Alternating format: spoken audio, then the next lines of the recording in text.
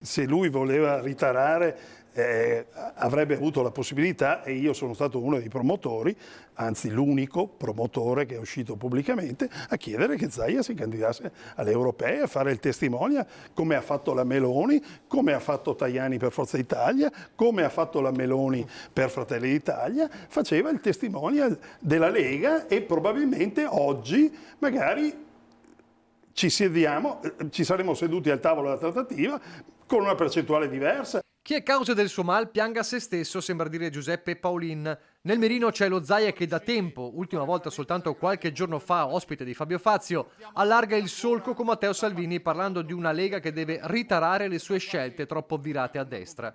Ma soprattutto lo Zaia che dopo il Consiglio federale di fuoco ha arruolato i suoi colonnelli nella battaglia per tenere fermo il punto del Veneto a matrice leghista e non darla vinta ai fratelli coltelli d'Italia. Avrebbe dovuto pensarci prima, tuona Paolin, candidandosi alle europee e trainando le cifre del Carroccio, cifre che invece Salvini ha rigettato in faccia al governatore, come elemento chiave per dire che forse davvero stavolta il Veneto è perduto e non ci si può fare nulla. E allora, che accadrà? Davvero gli zaiani faranno lo strappo, come pensa il 70% dei telespettatori che a Ring hanno espresso il loro parere?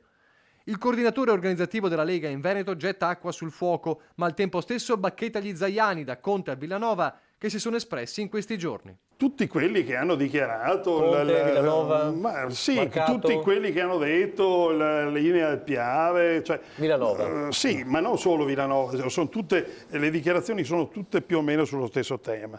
La presidenza del Veneto è sicuramente importante, la Lega è un partito storico, è radicato in Veneto e sicuramente farà la sua partita. Non ci sarà nessuna divisione, spiega Paolin, ma a volte è necessario essere realistici. Alberto Stefani farà la trattativa e la porterà avanti con Salvini, sicuramente il sindaco Conte dirà la sua, Zaia dirà la sua, tutti, Marcato, cioè, ci sarà e si proverà a tenere la presidenza, che secondo me non è scandalosa, ma che però bisogna essere anche onesti.